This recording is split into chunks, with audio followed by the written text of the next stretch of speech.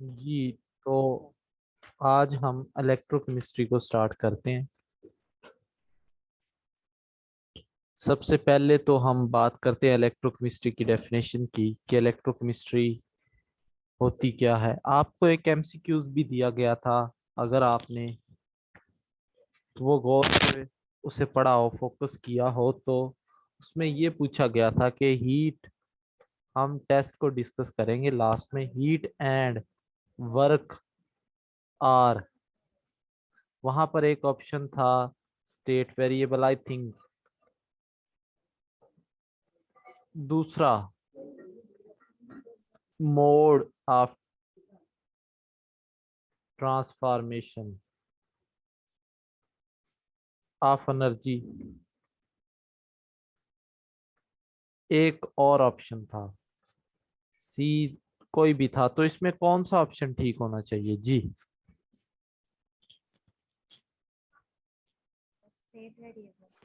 Second number sir. Second number.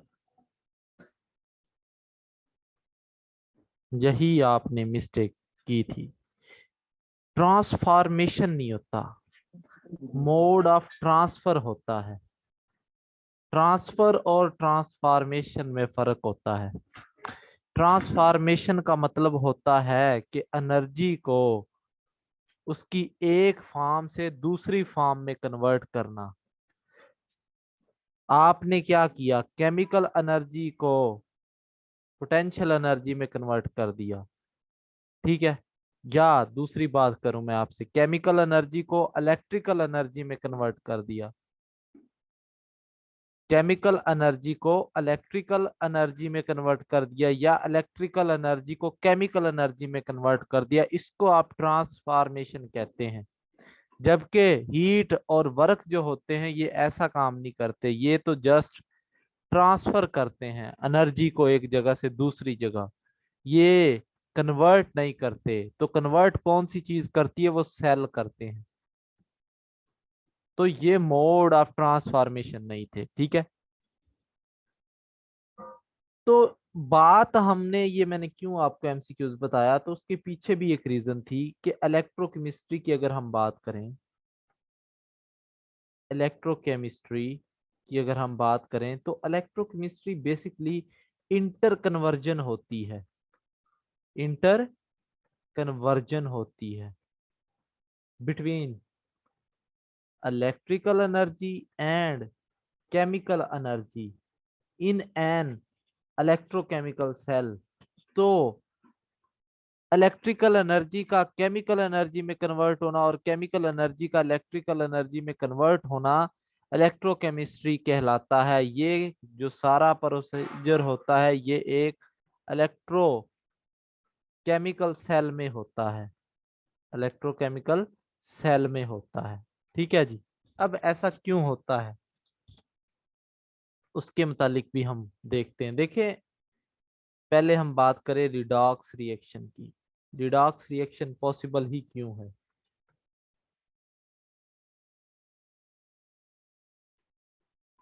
Redox reaction क्या चीज होती है? रिडॉक्स में दो वर्ड हैं, एक तो आर ई फॉर रिडक्शन और ओ एक्स फॉर ऑक्सीडेशन। तो ये ऐसा रिएक्शन होता है जिसमें रिडक्शन और ऑक्सीडेशन दोनों होते हैं, ठीक है। अगर हम बात करें रिडक्शन की तो वो क्या होगा, उसकी डेफिनेशन की अगर हम बात करें रिडक्शन की, तो रिडक्शन का मतलब क्या होता है जी? रिडक्शन का मतलब होता है गेन ऑफ इलेक्ट्रॉन या गेन ऑफ हाइड्रोजन या फिर लॉस ऑफ ऑक्सीजन। इसको याद करने का तरीका मैं आपको बता देता हूँ। और ऑक्सीडेशन में क्या होता है? ऑक्सीडेशन में बाकी दोनों चीजें, एडिशन ऑफ ऑक्सीजन होगा, एडिशन ऑफ ऑक्सीजन, ऑक्सीजन की एडिशन होगी, बाकी दोनों चीजें यहाँ पर नेगेटिव हो जाएंगी, हाइड्रोजन का लॉस होगा और इलेक्ट्रॉन का लॉस होगा। तो ऑक्सीडेशन का मतलब क्या है? नाम अगर आप देखें, ऑक्सीजन से निकलता है ये वर्ड, तो आप कहेंगे एडिशन ऑफ ऑक्सीजन, बाकी दोनों चीजें इसमें से निकल जाएंगी। अगर रिडक्शन की बात करें, वो आप अकॉर्डिंग टू ऑक्सीडेशन उसकी डेफिनेशन याद रख सकते हो, उसका उल्ट कर देंगे तो वो रिडक्शन हो जाएगी। ठीक है, अब हम बात करते हैं मिसाल के तौर पर Na है आपके पास एक मेटल, इसकी इलेक्ट्रॉनिक कॉन्फ़िगरेशन देखें तो ये 281 होती है, और क्लोरीन ये एक नॉन मेटल है, इसकी इलेक्ट्रॉनिक कॉन्फ़िगरेशन देखें ये 287 होती है।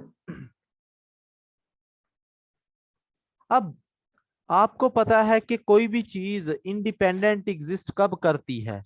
जब उसका ऑक्टेट कंप्लीट होता है या डुप्लेट कंप्लीट होता है, तब वो चीज जाकर इंडिपेंडेंट हो जाती है, वो स्टेबल हो जाती है। यहाँ पर जरा देखें, अगर ये एक इलेक्ट्रॉन यहाँ से लॉस कर दिया जाए, यानी ये Na पॉजिटिव बना दिया जाए, तो ये 2 और 8, इसका जो वैलेंस शेल है वो कंप्लीट हो गया। ये एक इलेक्ट्रॉन लॉस किया है हमने, क्लोरीन को एक इलेक्ट्रॉन की जरूरत है, उसमें एक इलेक्ट्रॉन ऐड कर दिया जाए तो ये क्लोराइड आयन बन जाएगा, इसका भी ऑक्टेट मुकम्मल हो गया। अब आप लोगों ने देखा कि दोनों का जो ऑक्टेट था वो कंप्लीट हो चुका है, दोनों का जो ऑक्टेट था वो क्या हो गया, कंप्लीट हो गया है। तो ये जो आयन्स होंगे ये आपस में मिल जाएंगे और बॉन्ड बना देंगे। तो दोनों जो एटम थे वो स्टेबिलिटी हासिल करना चाहते थे, दोनों क्या करना चाहते थे, स्टेबिलिटी हासिल करना चाहते थे। मिसाल के तौर पर अगर एक और मिसाल आपको दी जाए कि ये एक पहाड़ है, यहाँ पर एक बाल पड़ी है बी, ठीक है। अब आपको पता है ये बाल यहां से जब नीचे आएगी तो स्पॉन्टेनियसली आएगी, या यहाँ आएगी तो फिर भी स्पॉन्टेनियस प्रोसीजर होगा या प्रोसेस होगा, स्पॉन्टेनियस वे से ये नीचे आएगी, ठीक है। लेकिन नीचे से ऊपर जाते वक्त क्या होगा, वहां पर आपको एनर्जी देनी पड़ेगी, ठीक है। यहां से नीचे से ऊपर जाने जाते वक्त ये नॉन स्पॉन्टेनियस है। जो बात मैं आपको बताने जा रहा हूं बहुत ज्यादा इंपॉर्टेंट है कि why spontaneous process occur, why spontaneous process occur, ये बात आपको बतानी है, समझानी है। ये जो बाल बी है ये ऊपर पड़ी है, अब यहाँ पर इसके पास पोटेंशियल एनर्जी है, पोटेंशियल एनर्जी है जो कि हाई है। समझ आ रही बात की, पोटेंशियल एनर्जी ज्यादा है। मैंने आपको बताया है कि पोटेंशियल एनर्जी किसी सिस्टम की अगर ज्यादा होती है तो वो अपनी पोटेंशियल एनर्जी को कम करना चाहेगा। चीजें क्या चाहती हैं कि अपनी पोटेंशियल एनर्जी को कम करें। कम कैसे होगा, जब ये नीचे आ जाएगा, जमीन पर आ जाएगा, तो इसकी पोटेंशियल एनर्जी कम हो जाएगी और ये स्टेबल हो जाएगा। ये क्या हो जाएगा, स्टेबल हो जाएगा।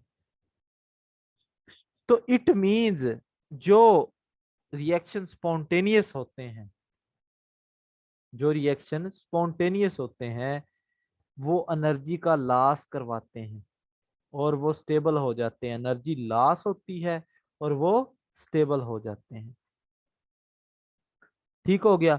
तो इसका ये मतलब हो गया कि जो भी स्पॉन्टेनियस रिएक्शन होगा वो एनर्जी लॉस करेगा और वो स्टेबल हो जाएगा। वो चाहते हैं स्टेबल हो जाएं, स्टेबल कब होंगे, जब वो एनर्जी लॉस हो कर देंगे, ठीक है। अब आपको नहीं लगता कि ये जो रिएक्शन हुआ था, जैसे NaCl बना था, तो इसके नतीजे में कुछ ना कुछ एनर्जी रिलीज हुई होगी, रिलीज हुई होगी एनर्जी कुछ ना कुछ। तो वो एनर्जी उसको हम यूटिलाइज कैसे करें? कोई ऐसी डिवाइस, अभी तो हमने इलेक्ट्रोकेमिस्ट्री का इंट्रो ही स्टार्ट किया है, कोई ऐसी डिवाइस बता दें कि उस एनर्जी को स्टोर कर सके, उस एनर्जी को स्टोर कर सकें। तो 2 साइंटिस्ट थे जिन्होंने क्या किया, उन्होंने देखा कि कुछ रिएक्शन ऐसे होते हैं जिनमें से एनर्जी रिलीज होती है, तो क्यों ना इस एनर्जी को स्टोर कर लिया जाए। तो उन्होंने अपना दिमाग लड़ाया और उन्होंने गैल्वानिक सेल बना दिया, गैल्वानिक सेल बना दिया। और इस तरह उन्होंने जो एनर्जी जाया हो रही थी, जो एनर्जी NaCl के बनने से रिलीज हो रही थी, उन्होंने क्या किया, इस एनर्जी को सेव कर लिया। उन्होंने इस एनर्जी को सेव कर लिया। और अब आप लोग देखते हैं कि इलेक्ट्रोकेमिस्ट्री हर घर में है, बैटरी हर घर में है, यूपीएस, सारी चीजें, सोलर प्लेट्स, सेल्स हर घर में है, मोबाइल की बैटरी इवन जो आप इस्तेमाल कर रहे हैं वो भी क्या है, एनर्जी को स्टोर करती है। तो स्पॉन्टेनियस रिएक्शन होता है, ठीक है, एनर्जी स्टोर होती है, फिर रिलीज हो जाती है, फिर स्टोर, फिर रिलीज, तो ये सेल चलते जाते हैं।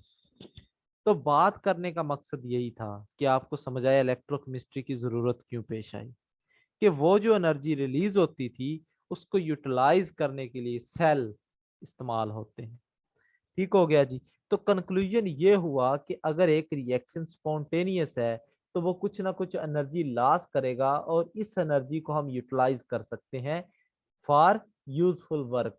एक यूजफुल वर्क करने के लिए इसको हम यूटिलाइज कर सकते हैं।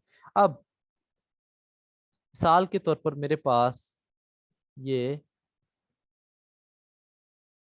दो सेल हैं, इसमें जो रॉड है वो है जिंक का बना हुआ और इसमें सॉल्यूशन है कॉपर सल्फेट का, और इसमें जो रॉड है वो कॉपर का बना हुआ है और इसमें जो सॉल्यूशन है वो भी जिंक सल्फेट का है।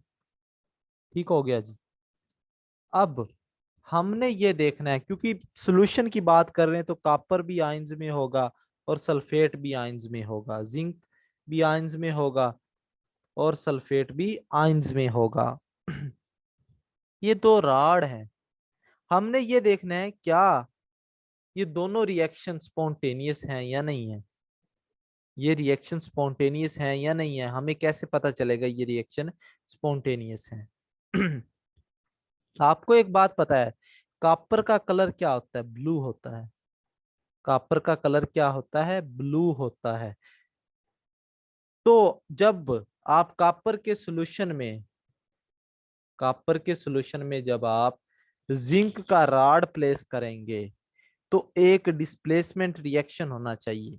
कौन सा, जिंक जो है ये रॉड से निकलकर यहां पर आएगा, Zn2 पॉजिटिव आयन देगा, Zn2 पॉजिटिव आयन देगा। जबकि कॉपर के आयंस मौजूद थे सॉल्यूशन में तो वो इन इलेक्ट्रॉन्स को ले लेंगे और सॉलिड कॉपर बनता जाएगा, सॉलिड कॉपर बनता जाएगा। अब ये जिंक कैटायनिक फॉर्म में और सल्फेट के आयंस भी मौजूद है सॉल्यूशन में, तो ये दोनों आपस में मिलकर जिंक सल्फाइड बना देंगे, जिंक सल्फेट बना देंगे। अब इसमें क्या हुआ, डिस्प्लेसमेंट हो गई। अगर मैं इस रिएक्शन को ऐसे लिख दूं, copper sulphate plus zinc, zinc ने क्या किया, इसको 2 इलेक्ट्रॉन दिए और कॉपर को हटा दिया, ये रिएक्शन था डिस्प्लेसमेंट रिएक्शन। और आपको कैसे पता चला कि रिएक्शन स्पॉन्टेनियस है? कॉपर का जो कलर था ना ब्लू, वो फेड होना शुरू हो गया, ब्लू कलर जो था वो फेड होना शुरू हो गया। तो इससे आपको पता चला कि जिंक रॉड की प्रेजेंस में कॉपर सल्फेट का अगर सॉल्यूशन हो तो वो स्पॉन्टेनियस होता है, रिएक्शन शो करवाते हैं। इसी तरह अगर हम जो दूसरा सेल लिया था हमने उसमें कॉपर का रॉड था, जिंक सल्फेट का सॉल्यूशन था। अब यहां पर यह देखा गया कि जो डिस्प्लेसमेंट रिएक्शन होना चाहिए था वो नहीं हुआ, तो इट मींस ये नॉन स्पॉन्टेनियस रिएक्शन है। क्या है ये? नॉन स्पॉन्टेनियस है। इसमें जो स्पॉन्टेनियस रिएक्शन होना चाहिए था वो नहीं हुआ। तो ये नॉन स्पॉन्टेनियस रिएक्शन है। इसको पता कैसे चलेगा हमें ये नॉन स्पॉन्टेनियस है या स्पॉन्टेनियस है, वो भी हम आगे चलकर देखेंगे। परेशान होने वाली इसमें बात नहीं है। देखें, जब कॉपर के राड को आप जिंक सल्फेट के सॉल्यूशन में डालते हैं तो ये रिएक्शन नहीं होता, तो इसका मतलब है ये नॉन स्पॉन्टेनियस रिएक्शन है। जबकि जिंक के राड को कॉपर सल्फेट के सॉल्यूशन में डालते थे तो ये रिएक्शन स्पॉन्टेनियसली हो जाता था, क्योंकि जिंक ने जो इलेक्ट्रॉन लॉस किए हैं वो कॉपर के आयंस ले लेते थे और कॉपर न्यूट्रल बन जाता था, और फिर जो जिंक के आयंस थे वो सल्फेट के आयन से मिलते थे और जिंक सल्फेट बना देते थे। ठीक हो गया। अब हमें कैसे पता चलेगा कि जिंक सल्फेट बन चुका है? इसकी कंफर्मेशन कैसे होगी? जो पहला हमने रिएक्शन लिया था जिंक प्लस कॉपर सल्फेट वाला, तो इसमें जो जिंक सल्फेट बनता है हमें कैसे पता चलेगा कि जिंक सल्फेट बना है? आप क्या करते हैं कि इसमें NH3 ऐड कर देते हैं। इसमें क्या ऐड कर देते हैं? अमोनिया का सॉल्यूशन बनाते हैं। अमोनिया का क्या बनाते हैं? अमोनिकल सॉल्यूशन बनाते हैं, और अमोनिया सॉल्यूशन आप कह लें, और वो इसमें ऐड कर देते हैं, और ये सॉल्यूशन जो होता है ये बेसिक होता है। जब आप इसमें से पास करवाते हैं जिंक सल्फेट में से अमोनिया का सॉल्यूशन, तो H2S गैस खारिज होती है। ठीक है, सॉरी, H2S गैस फिर आप पास करवाते हैं। पहले आपने क्या किया, जिंक सल्फेट था उसमें अमोनिया का सॉल्यूशन ऐड कर दिया, फिर आप H2S गैस पास करवाते हैं। ठीक है, दोनों चीजें उसमें से पास करवाते हैं। तो आप देखते हैं कि जिंक सल्फाइड के वाइट पीपीटी अगर बन गए हैं, क्या वाइट पीपीटी अगर बन गए हैं, in case of zinc sulphate white PPT बनते हैं। वाइट पीपीटी अगर बन गए हैं तो आपका रिएक्शन होगा, ये कंफर्म हो चुका है। लेकिन अगर केस नंबर 2 की बात करें, copper plus zinc sulphide sulphate, तो कॉपर सल्फेट बनेगा और जिंक। अगर इसको देखना चाहें तो आपने यही काम दोबारा करना है कि अमोनिया का सॉल्यूशन इसमें से पास करवाना है, और कॉपर और H2S गैस इसमें से पास करवानी है आपने।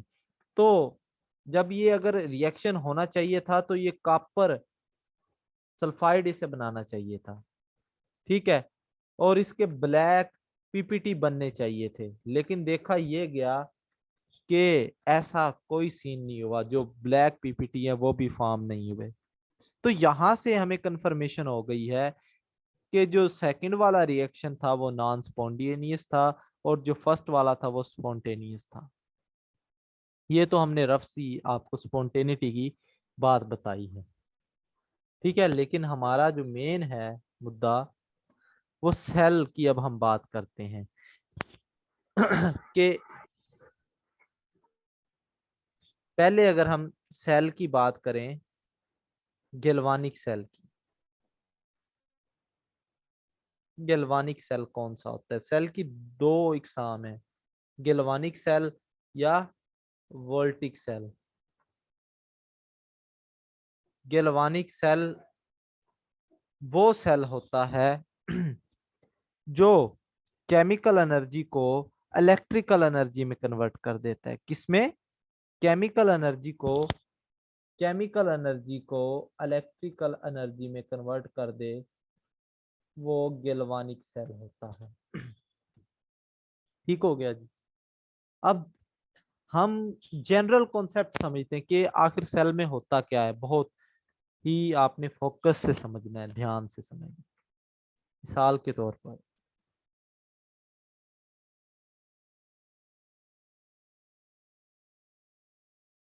जो मैं आपको बात बताने जा रहा हूं, यहां पर है जिंक का राड, और यहां पर हम ले रहे हैं कॉपर का राड। यहाँ कॉपर है, यहाँ जिंक है। सोल्यूशन हम ले रहे हैं जिंक सल्फेट का, SO4 two negative ion, zinc के आयन या SO4 टू नेगेटिव के आयन इसमें प्रेजेंट है। तो यहाँ पर हम ये सोल्यूशन ले रहे हैं, वहां हम कॉपर ले रहे हैं तो कॉपर सल्फेट का सोल्यूशन ले रहे हैं। जो आपने राड लेना है उसी का सोल्यूशन लेना है। इसकी रीजन भी मैं बता दूंगा कि ऐसा क्यों। ठीक हो गया जी। जो आपने राड लेना है उसी का आपने सोल्यूशन ले लेना है। अब देखा ये गया, क्या देखा गया कि जिंक जो होता है वो अपने 2 इलेक्ट्रॉन इस राड के ऊपर छोड़ देता है और खुद Zn2 की फॉर्म में सॉल्यूशन में आना शुरू कर देता है। मतलब देखा ये गया, जब कॉपर सल्फेट जिंक सल्फेट का सॉल्यूशन था, जिंक राड था, तो जिंक 2 इलेक्ट्रॉन लॉस कर रहा था। It mean zinc was showing oxidation, zinc oxidation show करवा रहा था। देखा ये गया कि जिंक जो था वो ऑक्सीडेशन शो करवा रहा था। ठीक हो गया जी। 2 इलेक्ट्रॉन लॉस कर दिए, और ये इलेक्ट्रॉन जो होते हैं ये वायर के जरिए, यहाँ पर बल्ब लगा हुआ है कोई, ये रोशन हो जाएगा जब इसमें से इलेक्ट्रॉन्स पास होंगे। ये 2 इलेक्ट्रॉन इस राड के जरिए से, यानी इस वायर के जरिए से ये इस राड के ऊपर आ जाते हैं। अब यहाँ पर जो सोल्यूशन में होता है वो कॉपर होता है। देखा ये गया, जो सोल्यूशन के कॉपर के आयंस थे वो राड के ऊपर जो 2 इलेक्ट्रॉन्स आते हैं उनको एक्सेप्ट करते हैं और क्या बना देते हैं, कॉपर सॉलिड बना देते हैं। कॉपर क्या बना देते हैं, सॉलिड बना देते हैं। अब अगर मैं आपको एक कॉन्सेप्ट बताऊं बहुत ही लेवल का, कि यहाँ से राड में से जिंक निकलता और सर नीचे। हाँ जी पूछें। सर यह भी तो जिंक +2 है ना, वहाँ पर भी जिंक का 2 है, तो फिर किस तरह ये ऑक्सीडाइज होगा वह रिड्यूस होगा? कहाँ पर आप क्या बात कर रहे हैं? ये अभी तो मैं आपको जो एक जिंक पर, जनरल कॉन्सेप्ट बता रहा हूँ। ठीक है, मैं आपको तो बताऊंगा ठीक है सर। कि कैसे कौन रिड्यूस होगा, उसका ओके, आपको रिडक्शन पोटेंशियल, अभी समझ तो लें कैरियर। बात को। ठीक है, तो जिंक के जो आपको बात बताने जा रहा था कि जो राड में से जिंक के आयंस निकल कर आ रहे हैं सोल्यूशन में, राड में से जिंक के आयंस निकल कर आ रहे हैं सोल्यूशन में से, और यहाँ पर सोल्यूशन में से कॉपर के आयंस इस राड के ऊपर जाकर चिपक रहे हैं, कॉपर की फॉर्म में। कॉपर यहाँ पर इस राड के ऊपर लग रहा है, और ये राड ये गहरा होता जा रहा है, ये मोटा होता जा रहा है। ठीक है, यहाँ पर ये जो राड है ये बारीक होता जा रहा है, यहाँ पर राड खत्म होता जा रहा है। इस तरह से ये राड क्या होता जा रहा है, खत्म होता जा रहा है। जहां पर ये राड इस तरह से होगा, इस तरह से खत्म होता होता खत्म हो जाएगा, एक वक्त आएगा खत्म हो जाएगा। बात क्या है, इम्बैलेंसिंग ऑफ आयंस हो रहा है, इम्बैलेंसिंग ऑफ आयंस हो रहा है कि जिंक के आयंस जो हैं, जिंक के जो आयंस हैं वो राड में से निकलकर सोल्यूशन में आ रहे हैं, सोल्यूशन के ऊपर पॉजिटिव चार्ज बढ़ता जा रहा है। और यहां पर देखें तो कॉपर जो है वो इस राड के ऊपर जाकर चिपक रहा है, राड की जो मोटाई है वो इंक्रीज हो रही है। ठीक है, और यहाँ पर सोल्यूशन में नेगेटिव आयंस बच रहे हैं, सोल्यूशन में नेगेटिव आयंस बच रहे हैं, और एक वक्त आएगा जो एनर्जी प्रोड्यूस होनी थी वो सारी खत्म हो जाएगी। कैसे? ये जो जिंक का राड है ये खत्म हो जाएगा, सारे जो जिंक के आयंस है वो लॉस कर देगा सोल्यूशन में से, सोल्यूशन में, और ये राड इतना मोटा हो जाएगा कि फर्दर इसके ऊपर कोई आकर अटैच नहीं हो पाएगा। कोई जब अटैच ही नहीं होगा तो रिएक्शन कैसे होगा? ठीक हो गया। ये अभी आप ये बात ना सोचे कि कौन रिडक्शन शो करवाएगा और कौन ऑक्सीडेशन, वो मैं आपको बताऊंगा कौन रिडक्शन शो करवाएगा कौन ऑक्सीडेशन। अभी आप समझे कि जो सेल है गैल्वानिक सेल, उसमें सारा काम क्या हो रहा होता है वो आप समझें कि एक राड टूटता जा रहा है, दूसरा राड इंक्रीज हो रहा है। ठीक है, एक राड की थिकनेस इंक्रीज होती जा रही है, एक की कम होती जा रही है। ये कैसे हो रहा है वो मैंने आपको बताया है। ठीक है, सॉल्यूशन में एक के ऊपर पॉजिटिव चार्ज आ गया, दूसरे के ऊपर नेगेटिव चार्ज, और ये एक वक्त आएगा ये राड खत्म हो जाएगा, ये बल्कि सेल खत्म हो जाएगा। पूरे का पूरा जो सेल है जो एनर्जी दे रहा है वो सारा खत्म हो जाएगा, उसकी जो एनर्जी है ईएमएफ है वो जीरो हो जाएगी। तो यहाँ पर एक प्रॉब्लम आ रही है कि यहाँ पर सॉल्यूशन न्यूट्रल नहीं रह रहा और यहाँ पर नेगेटिव आ रहा है, यहाँ पर पॉजिटिव आ रहा है। तो इसको मेंटेन कैसे किया जाए गैल्वानिक सेल में, इसको कैसे मेंटेन किया जाए? तो इस प्रॉब्लम को सॉल्व करने के लिए हमारे पास आता है सॉल्ट ब्रिज। क्या आता है? Salt bridge. सॉल्ट ब्रिज आ जाता है हमारे पास। सॉल्ट ब्रिज क्या चीज होती है इसकी हम चर्चा करते हैं।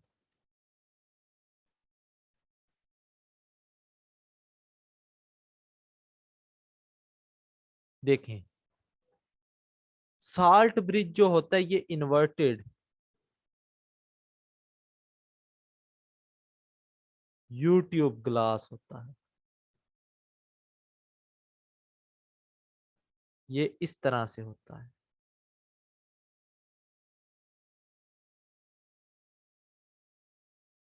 सॉल्ट ब्रिज, इसमें क्या होता है, यहाँ पर कार्टन लगी होती है, कार्टन प्लग, यहाँ पर भी कार्टन लगी होती है।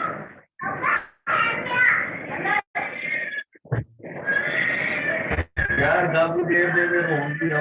मतलब दिलावर हुसैन अपना माइक ऑफ करें।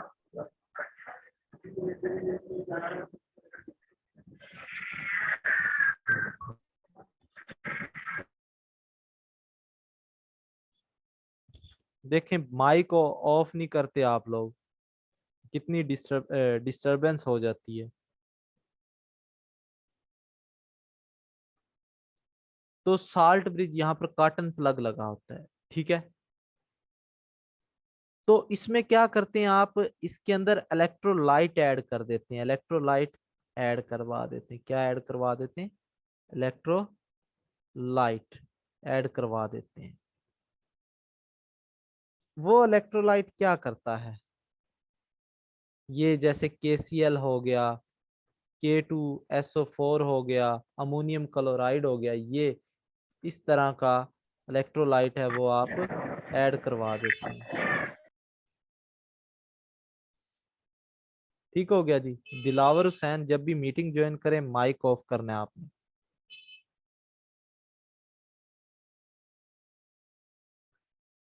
तो इस तरह का जो इलेक्ट्रोलाइट है वो आप इसमें ऐड करवा देते हैं, और साथ इसमें एगर एगर जेल ऐड करते हैं। क्या ऐड करते हैं?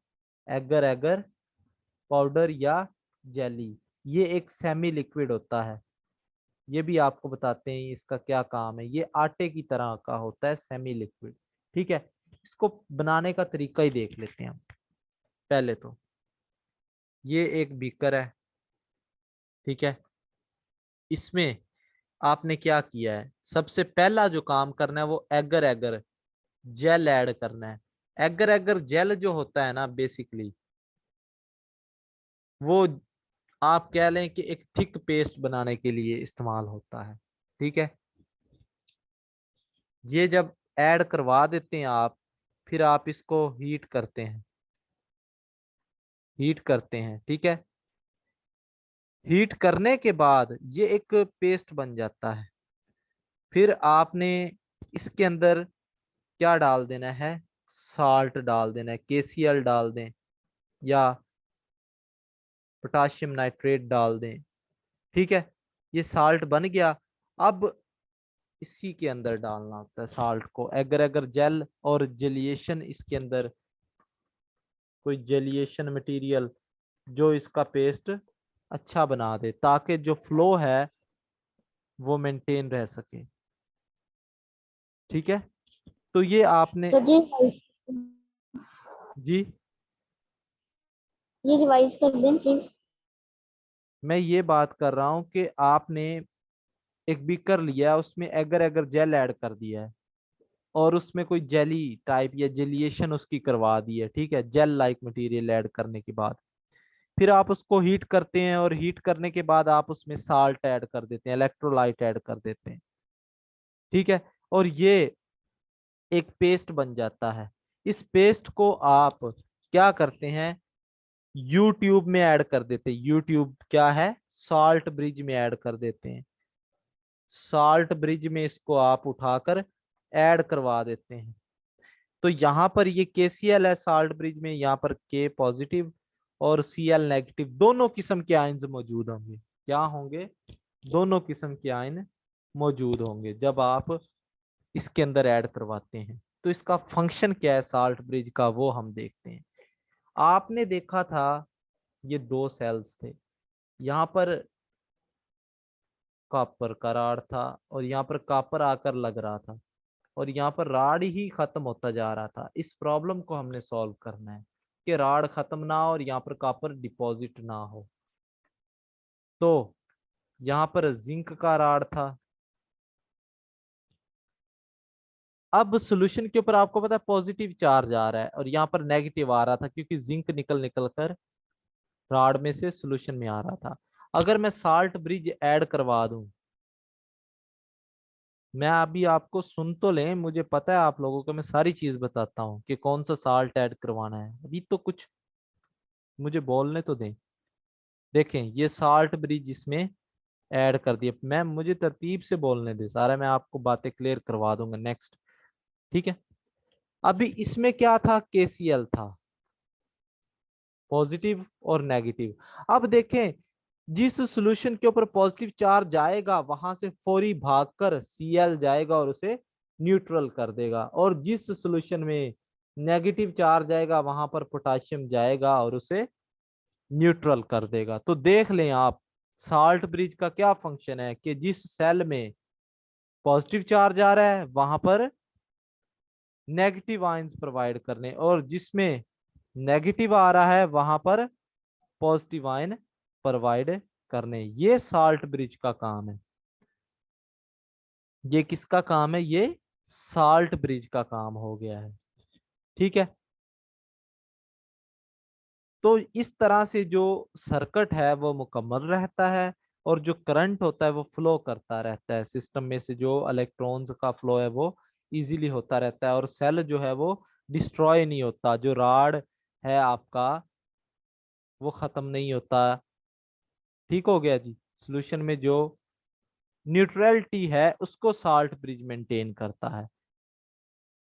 तो साल्ट ब्रिज का फंक्शन क्या है, नंबर 1 फंक्शन इसका ये फंक्शन है, ये मेंटेन इलेक्ट्रिकल न्यूट्रलिटी, ये न्यूट्रलिटी मेंटेन करता है, यानी सॉल्यूशन को न्यूट्रल करता है। दूसरा काम, ये सर्किट को कंप्लीट करता है, complete circuit and allow flow of electron, flow of electron